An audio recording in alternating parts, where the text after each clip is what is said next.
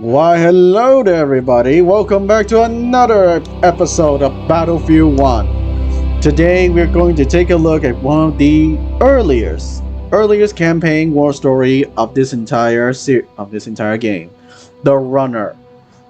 We need to understand the context of the Runner. In 1915, the war was entering its first year. That's right, it's 1914 to 1915. The war did not end by Christmas like the generals and field marshals promised. And right now, the Russian Empire was starting to buckle just a tad bit after their initial fumble with fighting the Germans. So, in order to keep Russia's supply using its most well-developed port in Crimea, Sevastopol in Crimea, the Allies decide they need to knock the Turk out of the war. So, in order to do so, Winston Churchill decided the Admiralty of the Royal Navy would send an entire expeditionary fleet into Cape Helles. The plan was that they would destroy the Turkish garrison at the Dardanelles Strait and push further on to take Constantinople like it's nobody's business. Yes, he was very, very confident with how the Navy could handle this. However, that battle turned into a meat grinder. It killed countless French Foreign Legionnaires and Australian soldiers. The Royal Navy failed to dislodge the entire Turkish forces. When the tide was high, they were in the Turkish Navy guns. They were in the Turkish Navy shore gun range. But when the tide was low, and they could do the demining, they just didn't have the boats, the skills, and of course, the Turks were basically targeting anyone that tries to land and demine the entire area. And eventually, they call off this offensive. The Turks remain in battle, and of course, they remain just long enough to block off the entire Dardanelles Strait, and Russia collapsed because it was not resupplied by the Allies. We came from all over the world, the innocent, the arrogant, and the brave. We thought the war was to be our rite of passage, a grand adventure that would make us all equal in our quest for glory. But instead of adventure, we found fear. And in war, the only true equalizer is death.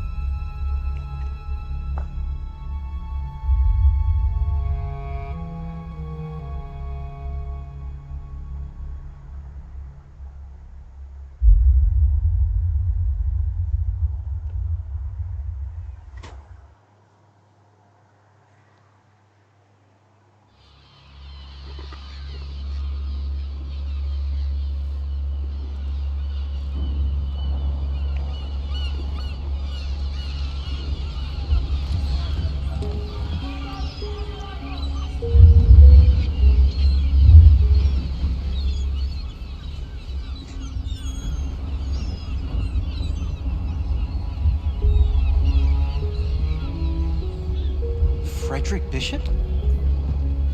Oh, God. Hey, are you Frederick Bishop? Nope.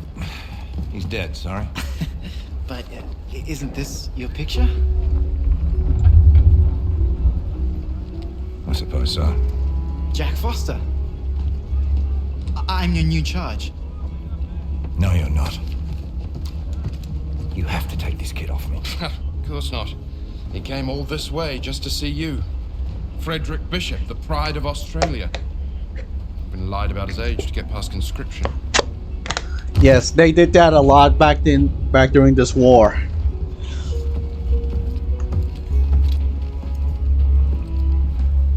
You know Morse code? Yes. Follow me!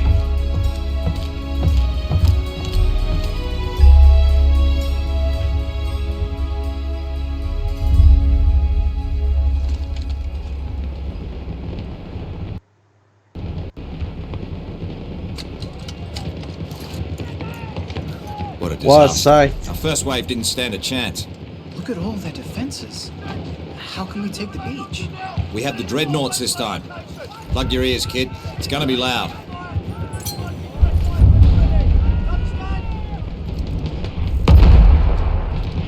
Send these coordinates.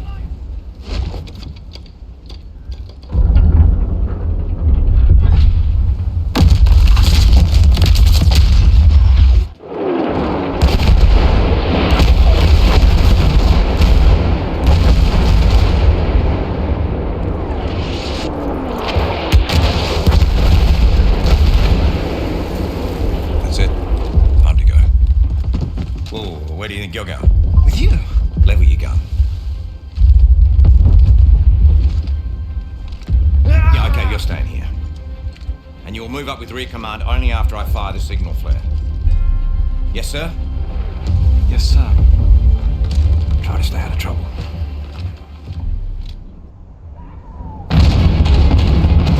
We have to get to the top of the beach. This road starts to take a chance.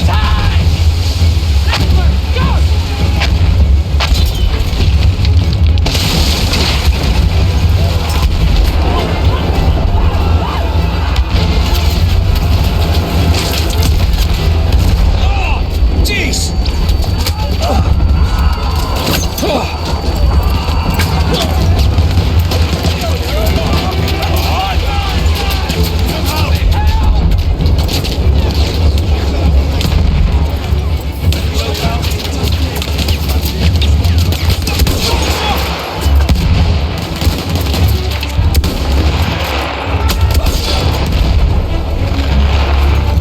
The troops you're seeing here are obviously the Ottoman Turks.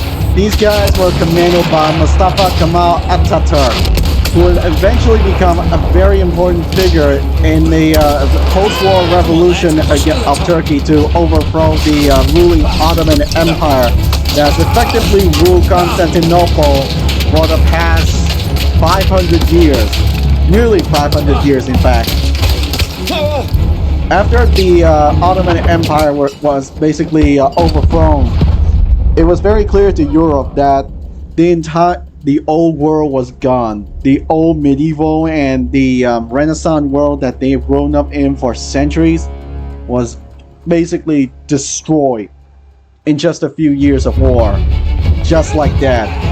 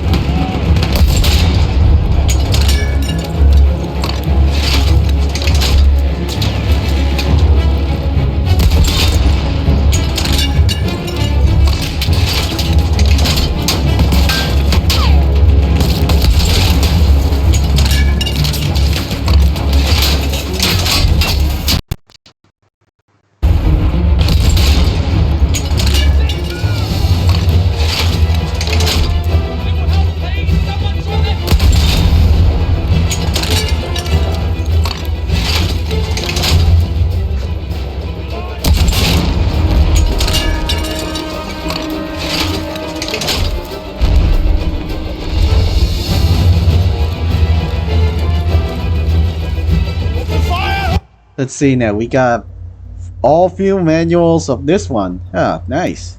The big guns.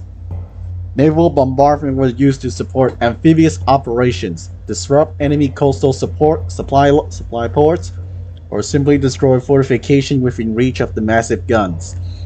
First World War saw naval operations all over the Belgian and Adriatic coastlines, sea raids against Riga and Scarborough, and amphibious assaults at the Dardanelles. Biggest disadvantages were low angle of the naval guns and their flat trajectories, which made indirect fire impossible since they couldn't reach positions in the shadows of the hill. The Dardanelles torpedo exploits. Ordered to disrupt maritime supply lines of the Ottoman empires around the Gallipoli Peninsula, Lieutenant Commander Normandy Holbrook slowly maneuvered the submarine B-11 around the narrow minefield and strong currents. It was there that he spotted Turkish battleship Mesudia anchored in Sari Siglar Bay, firing 2 torpedoes. He was himself spotted and came under heavy fire. Both of his torpedoes were hits, causing the Mesudia to sink within minutes. Narrowly escaping enemy fire several times on his retreat, he was awarded the Victoria Cross, the first for naval personnel of this war. Firing across Gallipoli Peninsula.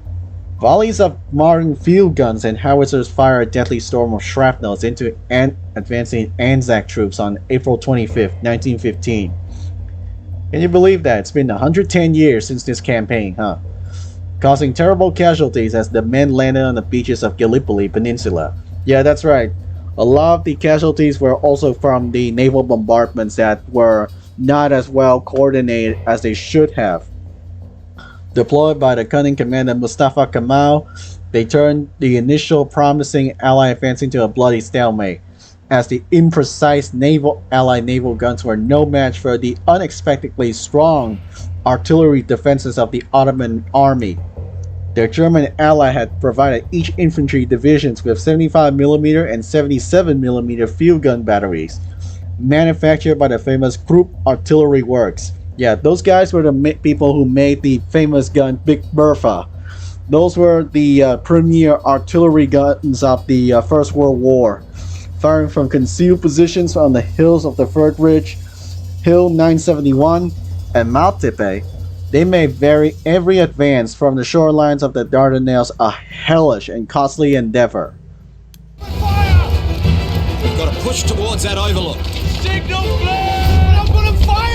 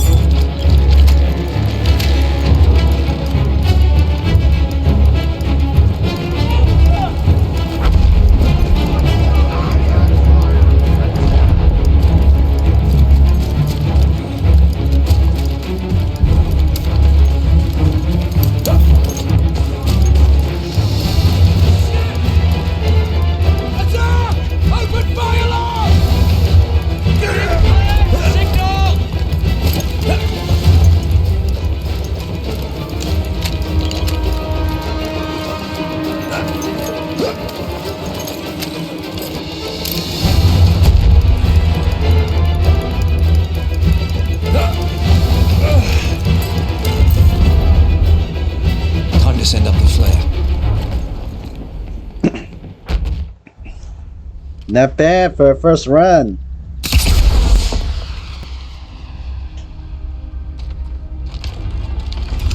Fucking kidding me. Come with me. Here. Look at that, huh? Kid, you lied your way into hell on earth. You just wanted a statue of yourself in your town square. I think I'm gonna be sick.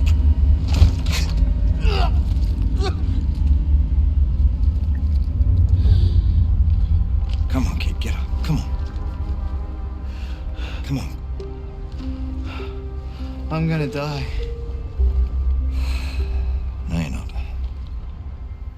You're Australian. We're impossible to kill. Yeah. I guess so. Unless... Not a Kiwi, are you?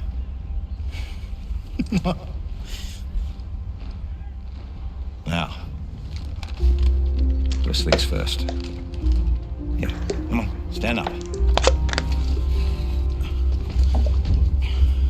Follow me. Arm in here. Just arm out. Butt into your shoulder. That's it. Cheek against the butt. Oh, that's it. Point it where you want to shoot. That's it. Okay. Put your feet apart a little bit.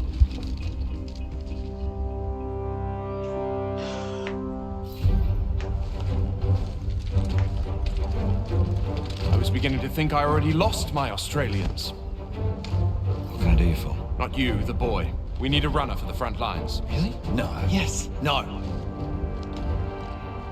You can't make the kid do it. He'll just stumble into a firefight and get killed. No, I can do it. No. I'll do it. Fine. You're here with me, and you will be running.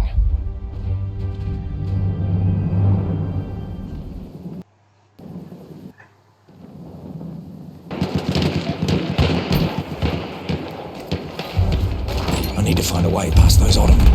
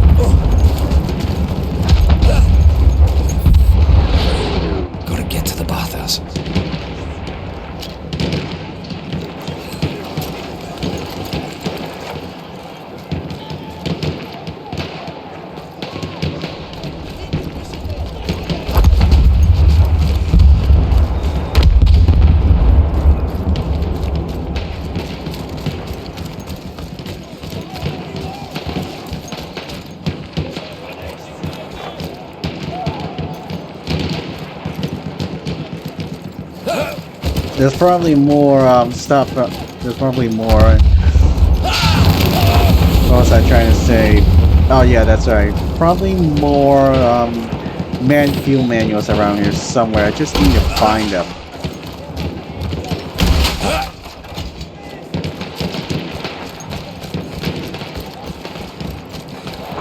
Nope, there has to be one. Maybe in the center of town.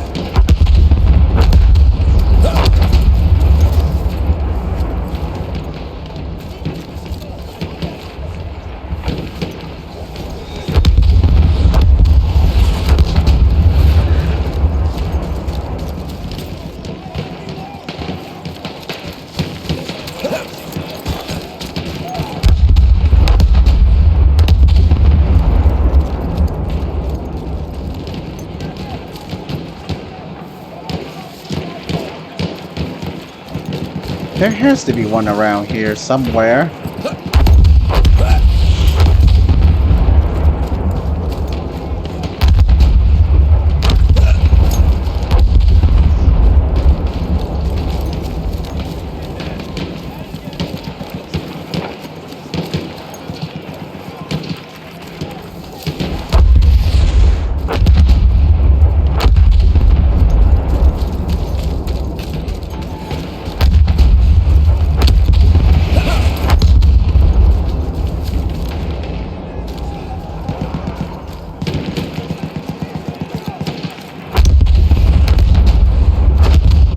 How many we've collected? There's only 2 geologists at war.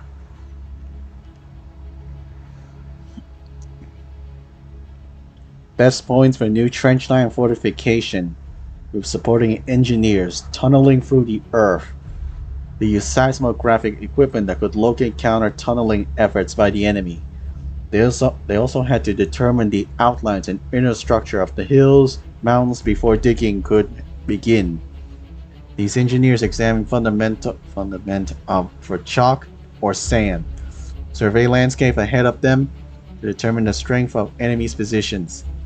Geologists on the Italian front explore high mountain crests of the Alps, where deep ravines and steep cliffs could erupt in avalanches caused by tunneling and exploding shells. German geologists on the eastern front study ever-changing winter and spring weather to determine which sections of the falling and unstable ground could support the passage of troops and machinery. The British advanced through Mesopotamia. Geologists not only located water sources, they also determined possible locate.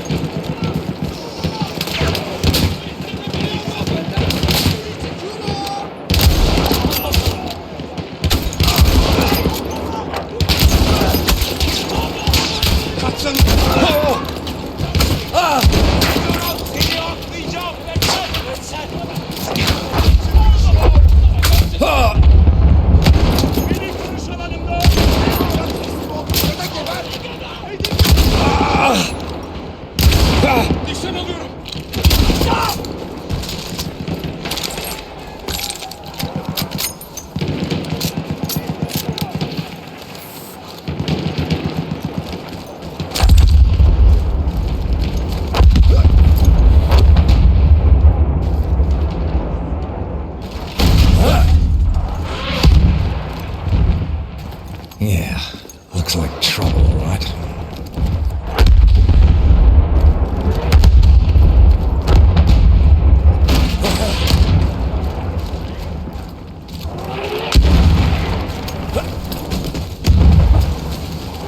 Get ready! Where are the reinforcements? Oh, shit!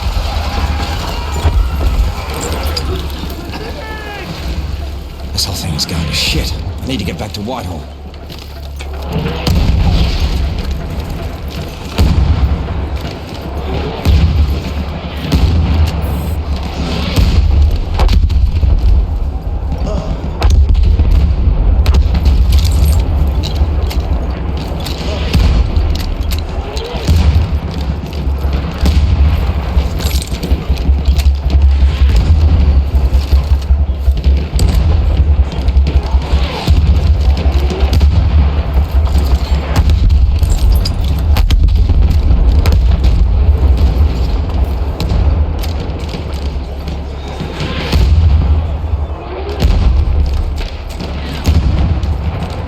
This must have been a Turkish bathhouse. Or rather, a Greek bathhouse that the Turks transformed into a Turkish bathhouse.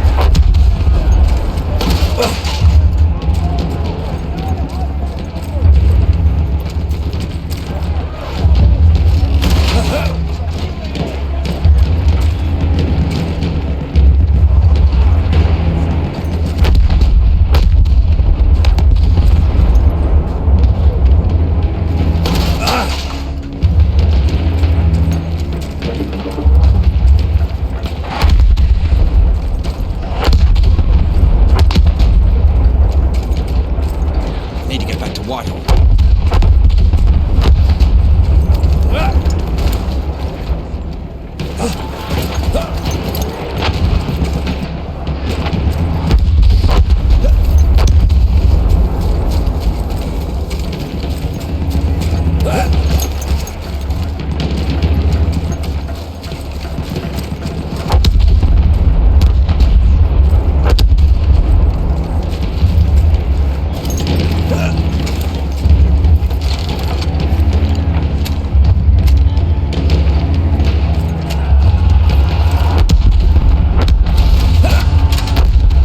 Ah, there's another one.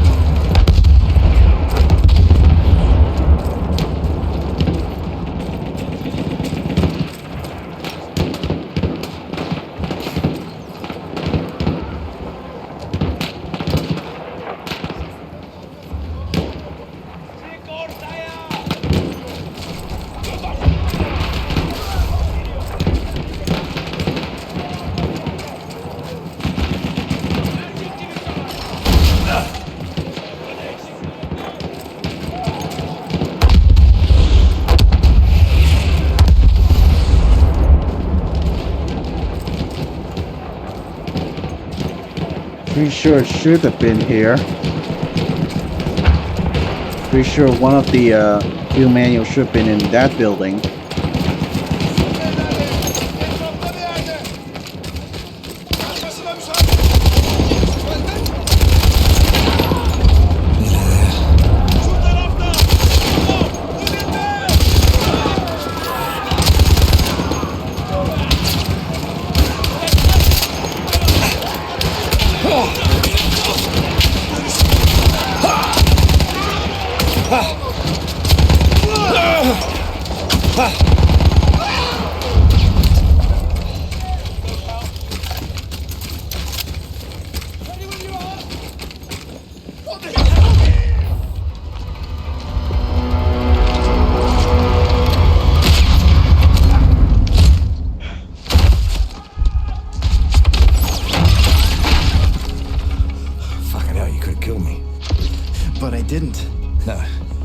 fucking didn't. Nice shot. Oh, well, you know, I just kind of saw him out there and I... You got falling lines across the board. That's what I thought. Bishop, go tell rear command that we'll be moving up. Don't worry. I can handle myself here. Head down, gun up. No open areas. Got it? Got it.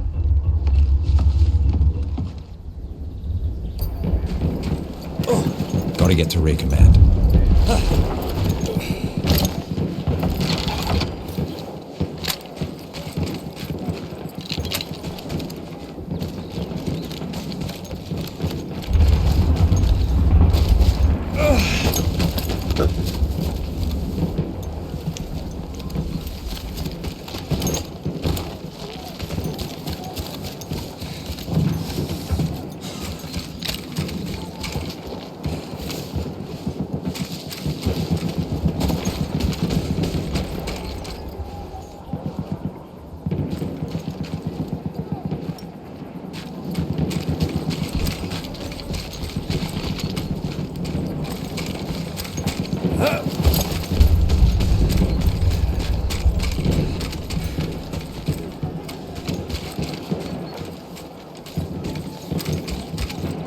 I gotta piss off to rear command.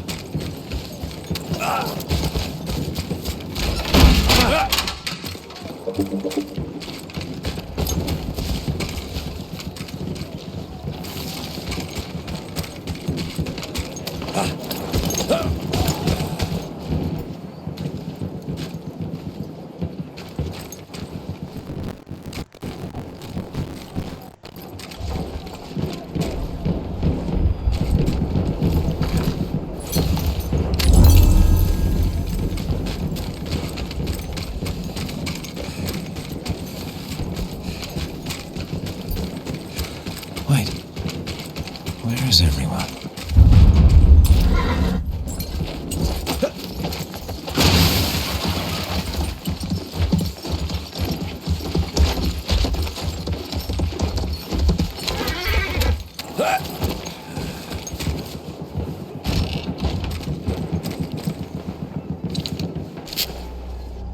For those who didn't hear from a runner, the Allied position is lost. Artillery fire ordered to cover retreat to beach, shelling the village and outlying forts. Shit! Foster!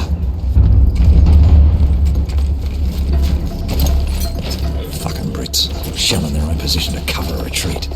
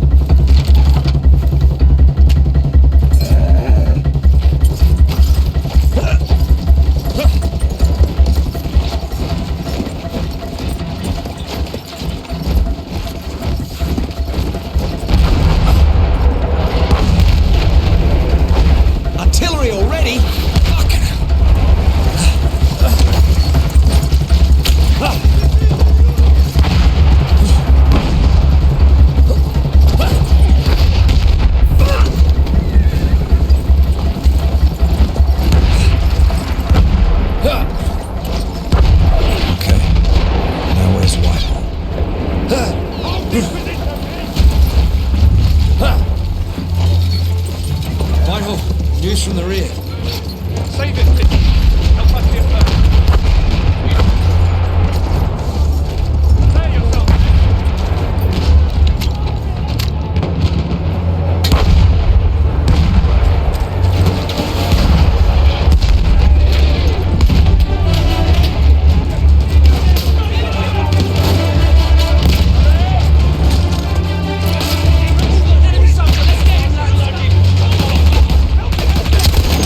My sights!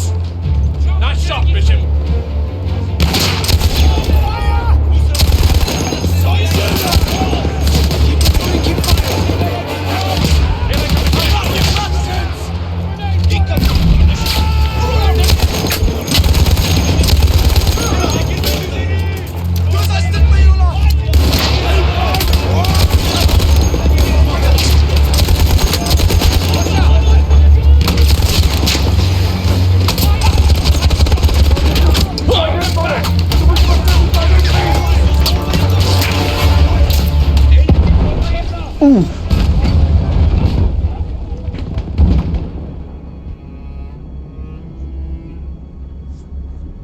53 years old.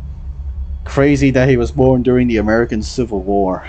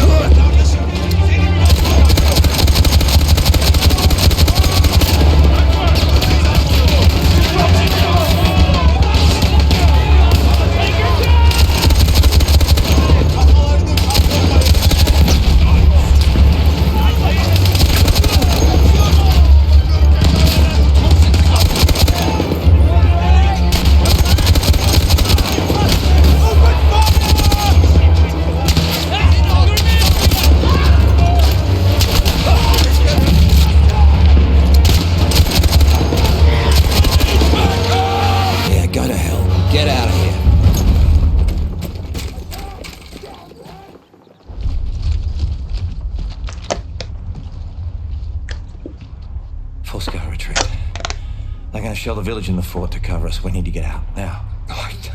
I sent men up to secure the fort. A dead man? Who went? Only those who volunteered, so naturally, all of them. Fucking kids. Well, you remember being his age? Foster. Fuck. I gotta get that kid. Go. I'll pretend I didn't see you. This isn't on you. Of course it is. One more death for me to live with. Go, go, you don't have much time.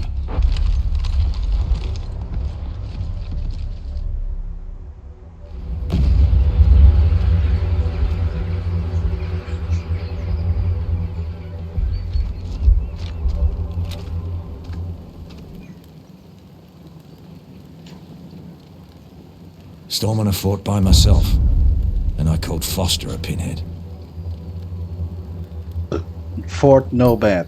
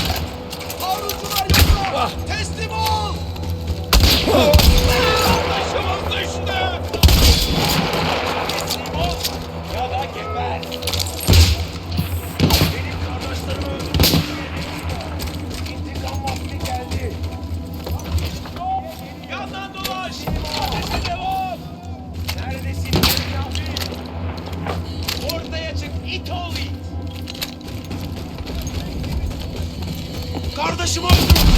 Seni!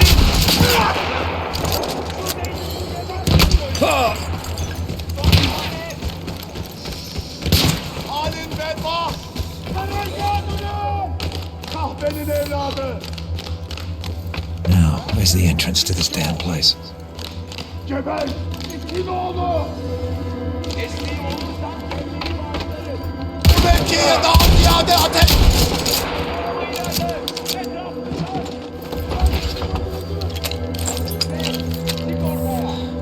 Çık ortaya! Burada olduğunu bilirim! Çık meydana şerefsiz herif!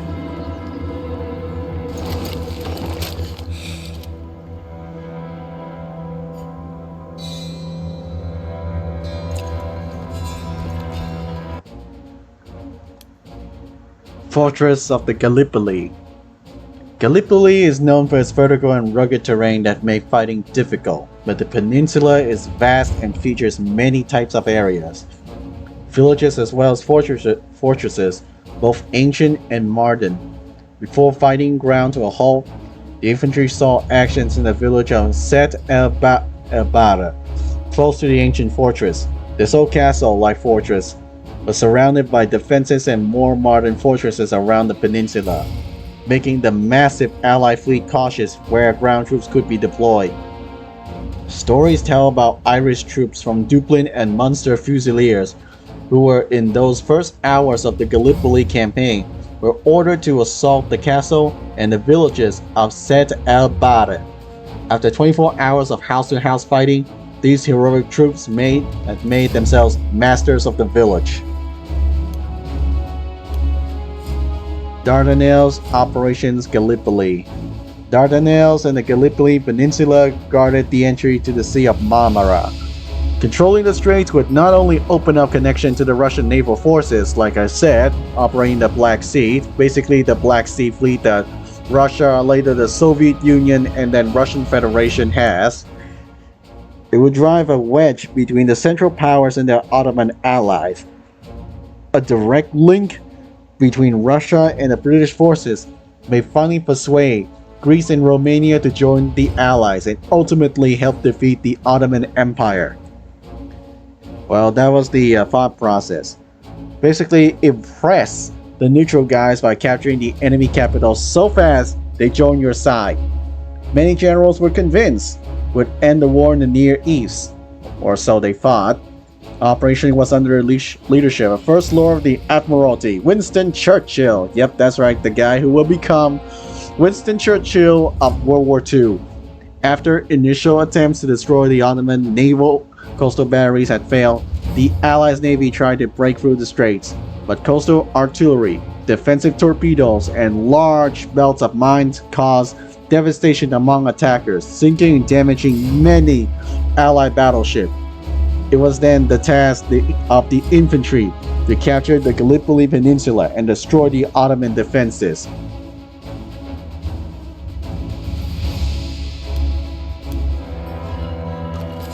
Essentially, back then, the thought process of a naval operation and campaign and amphibious landing was simply get your ship, ram it ashore, and then get your guys into the enemy fort and get the guys off the ship, attack. That's it.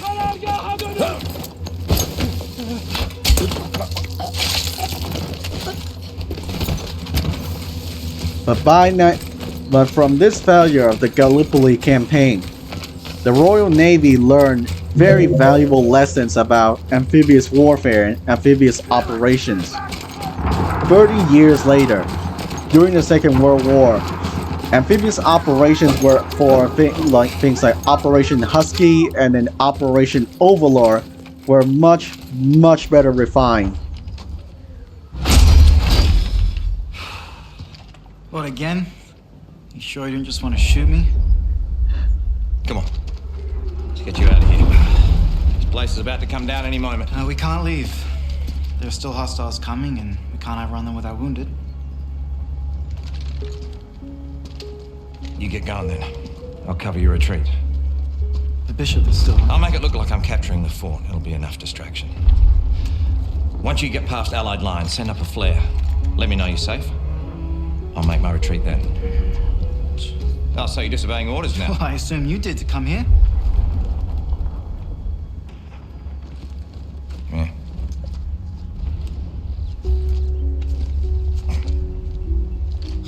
Yeah. You're a proper Aussie now. Gotta look the part. Right. Up and at 'em, lads. Let's go.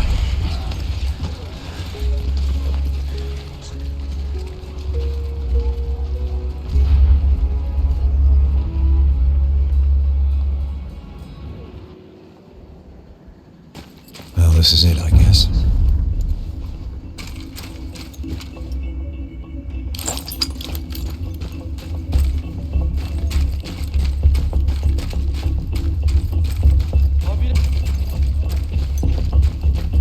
Onu durdurun!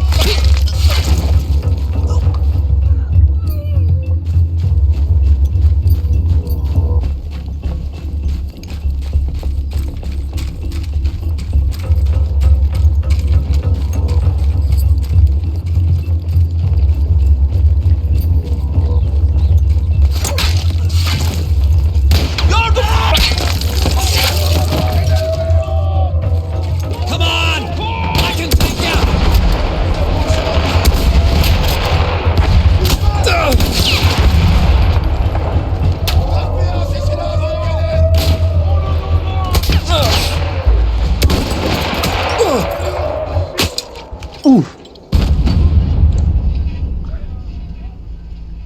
I have to say, this fortress looks pretty old, like medieval fortress types.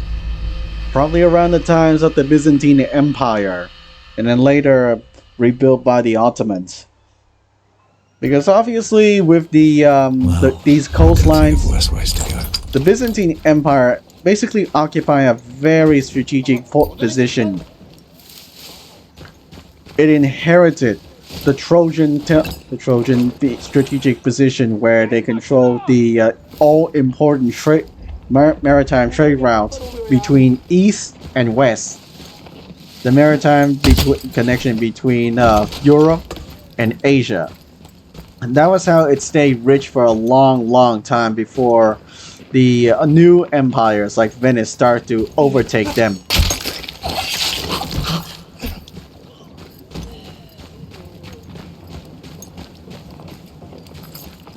Yek başına!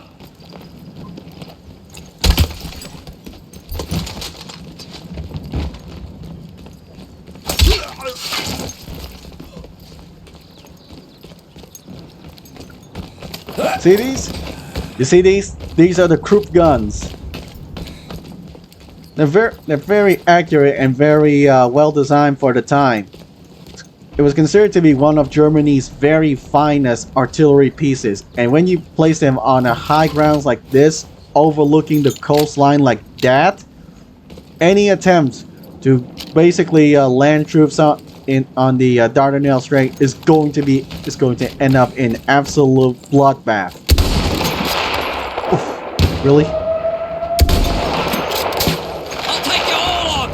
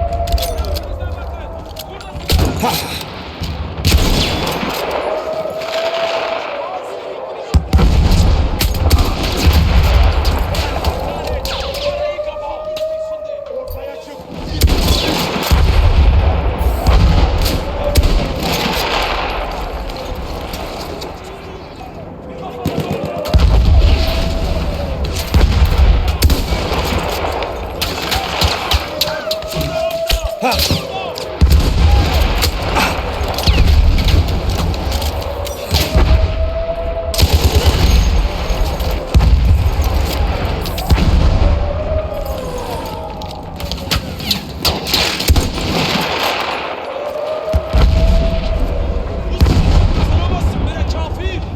Kaçmasına müsaade etmeyin. Göz başını.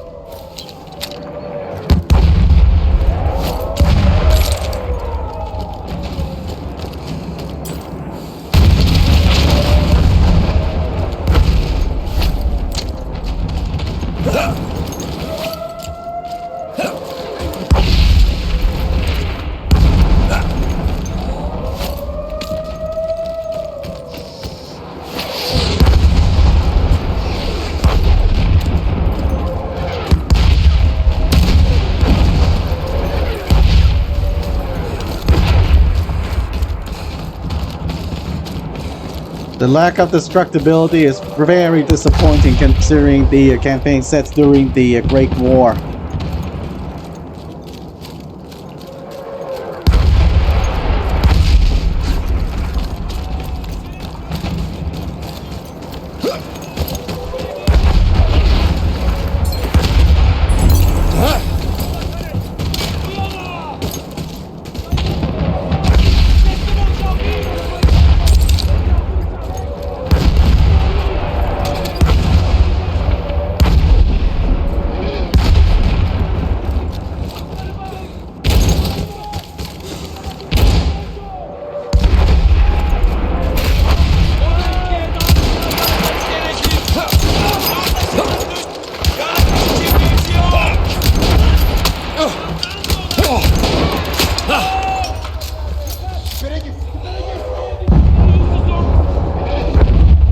Ya teslim ol ya da geber.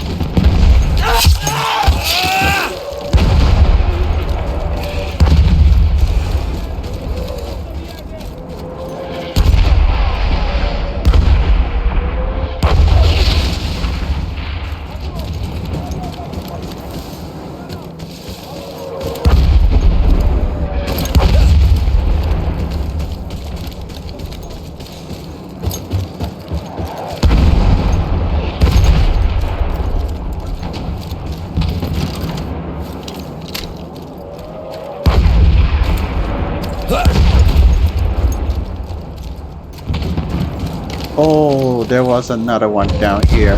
I almost missed it.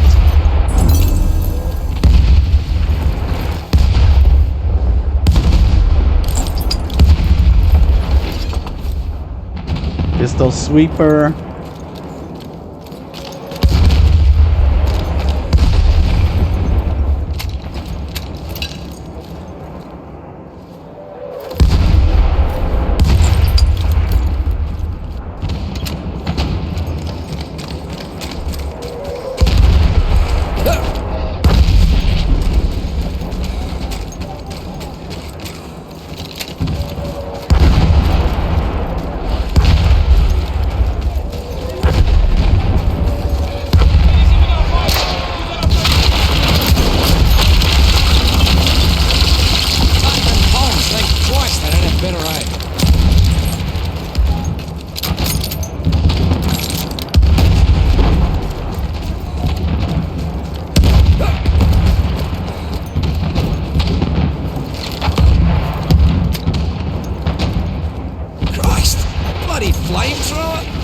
Oh my god.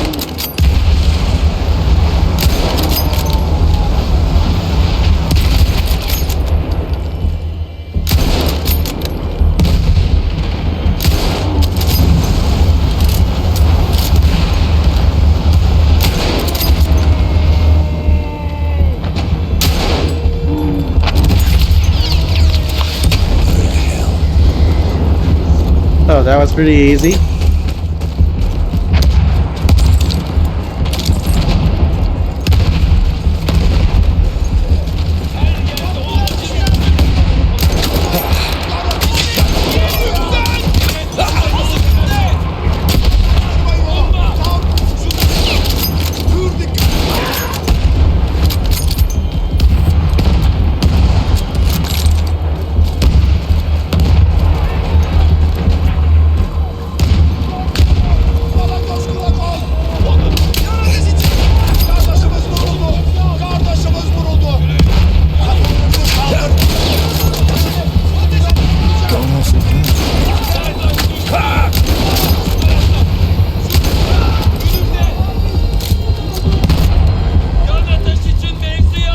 There's probably one around here somewhere.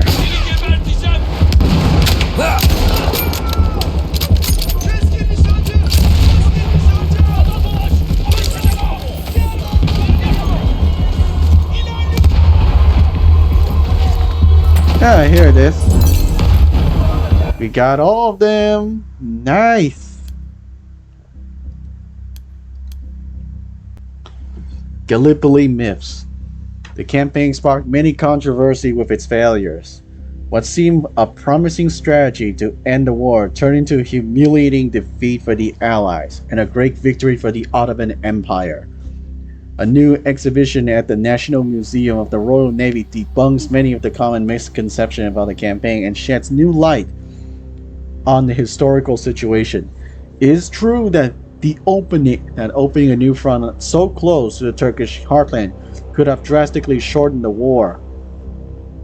Had the British warship been able to push through the straits and into the range of shelling the Constantinople itself, the pressure of the Ottoman Empire would have been too much to endure for long. But the Ottoman army was no pushover, and breaking through the Dardanelles was not possible. In the field, the Ottomans were backed by German troops and officers, and they used German rifles and modern field batteries. While the British naval guns were hindered by their low arc of fire, Ottoman field batteries could be concealed in... oh boy. I hate it when the entries are like cut off like that.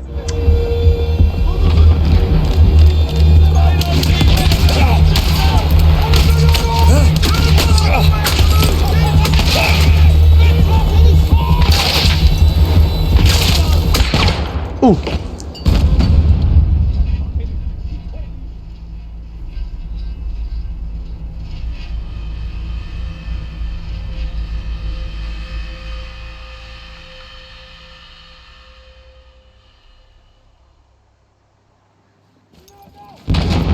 This is it.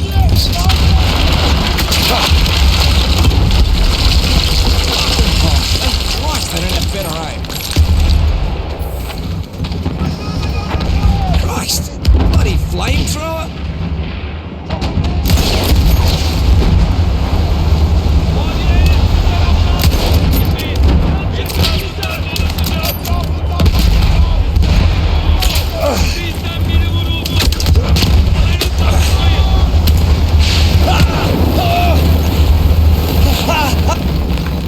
Ooh.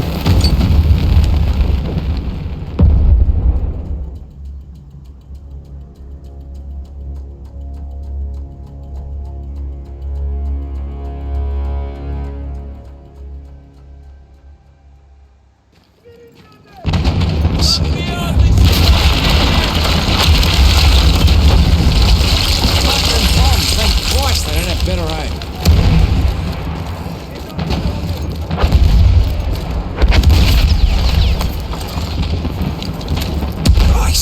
Bloody flamethrower?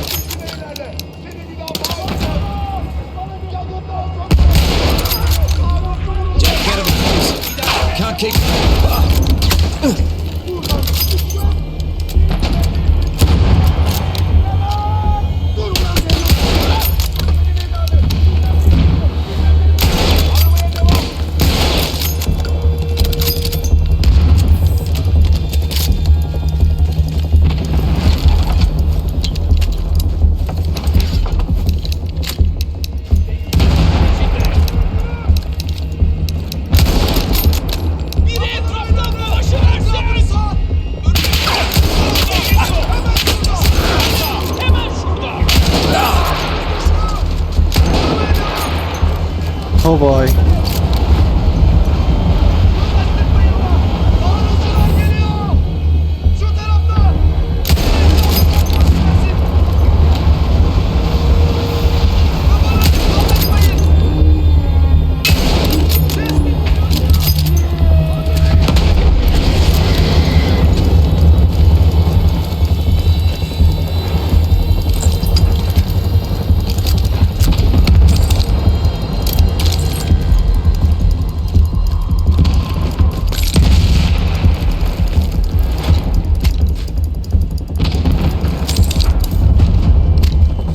Courtyard captured.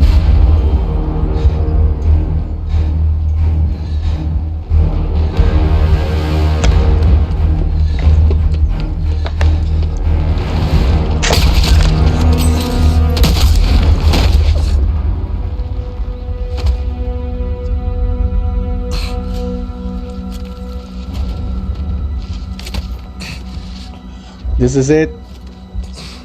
The end of the line for Frederick Bishop.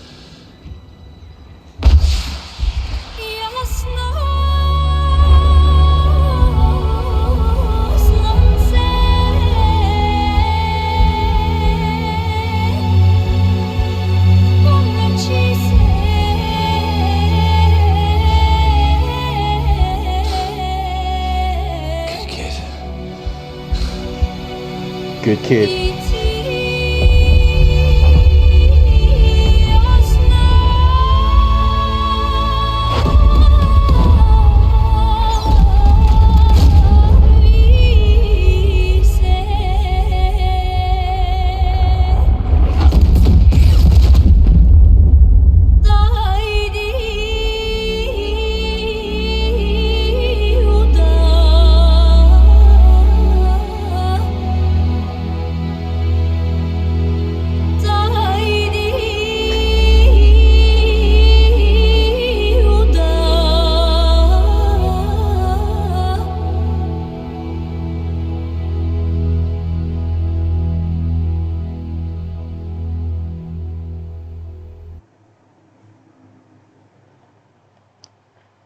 And that was it.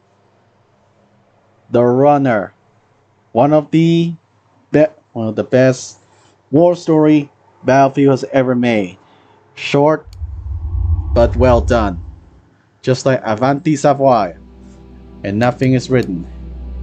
Join me next time as we head to 1918, where we finally get to use the tank through mud and blood, and later on, friends in high places. I'll see you then as we break through the front line